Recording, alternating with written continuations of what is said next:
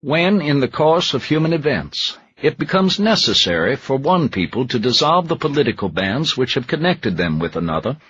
and to assume among the powers of the earth the separate and equal station to which the laws of nature and of nature's God entitle them, a decent respect to the opinions of mankind requires that they should declare the causes which impel them to the separation. We hold these truths to be self-evident,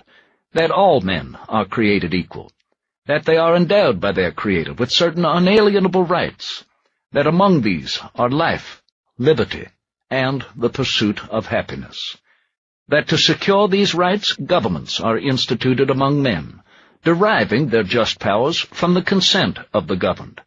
that whenever any form of government becomes destructive of these ends, it is the right of the people to alter or to abolish it, and to institute new government, laying its foundation on such principles and organizing its powers in such form as to them shall seem most likely to affect their safety and happiness. Prudence indeed will dictate that governments being long established should not be changed for light and transient causes, and accordingly all experience hath shewn that mankind are more disposed to suffer, while evils are sufferable, than to right themselves by abolishing the forms to which they are accustomed. But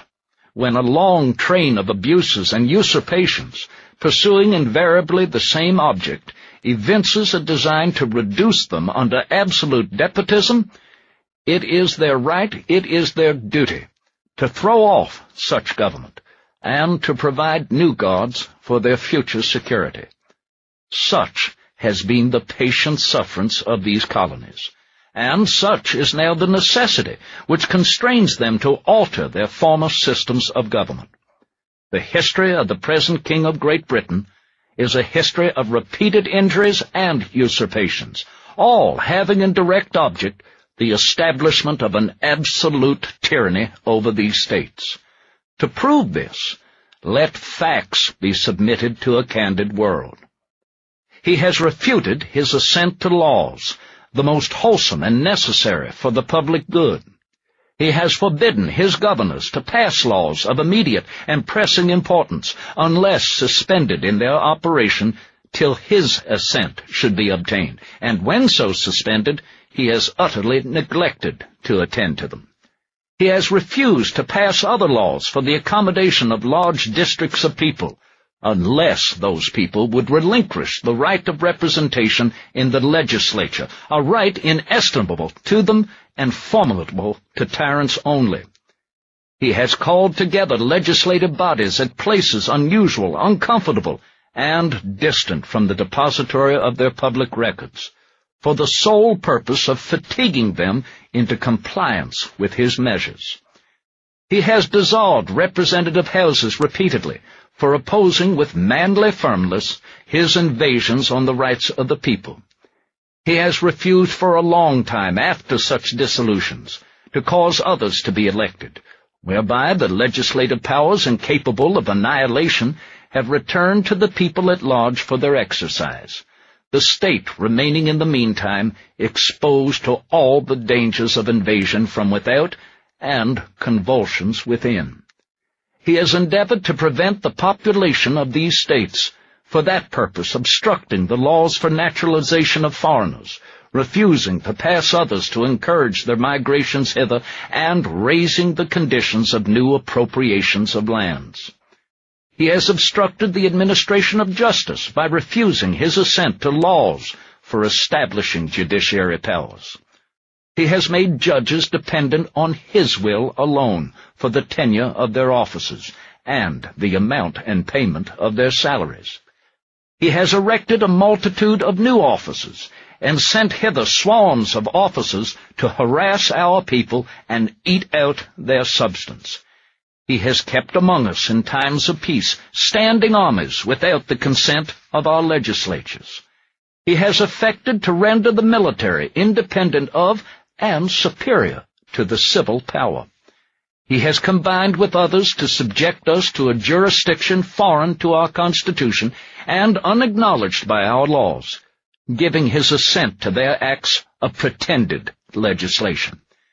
for quartering large bodies of armed troops among us, for protecting them by a mock trial from punishment for any murders which they should commit on the inhabitants of these states, for cutting off our trade with all parts of the world, for imposing taxes on us without our consent, for depriving us in many cases of the benefit of trial by jury,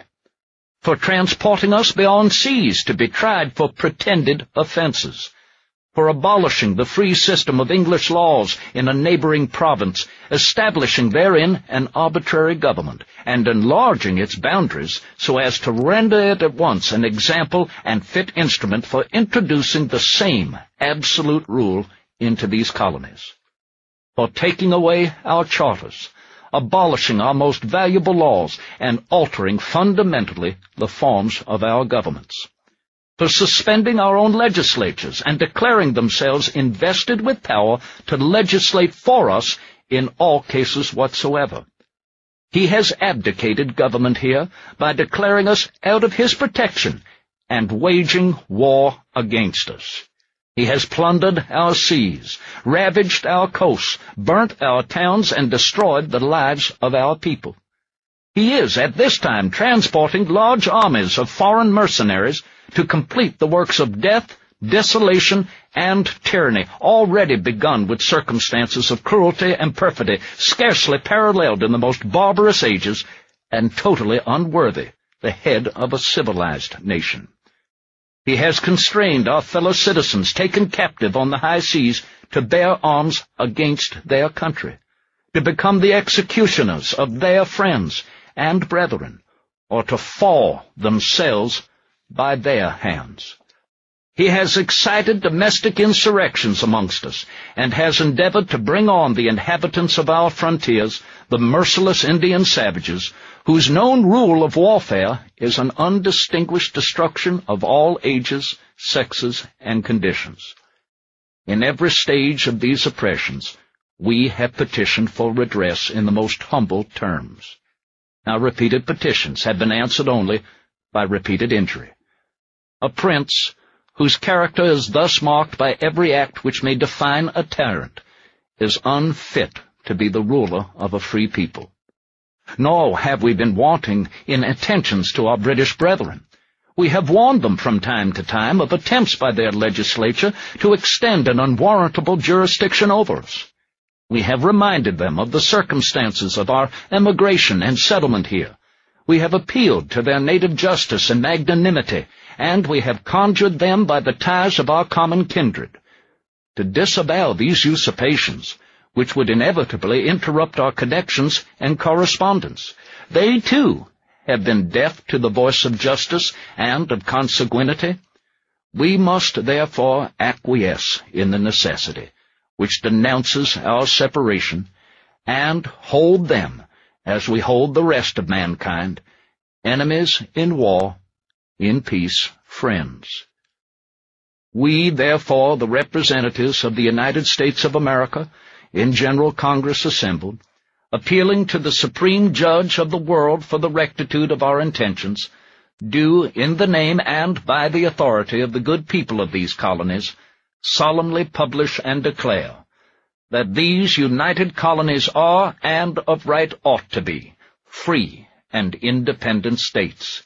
that they are absolved from all allegiance to the British Crown, and that all political connection between them and the state of Great Britain is and ought to be totally dissolved, and that as free and independent states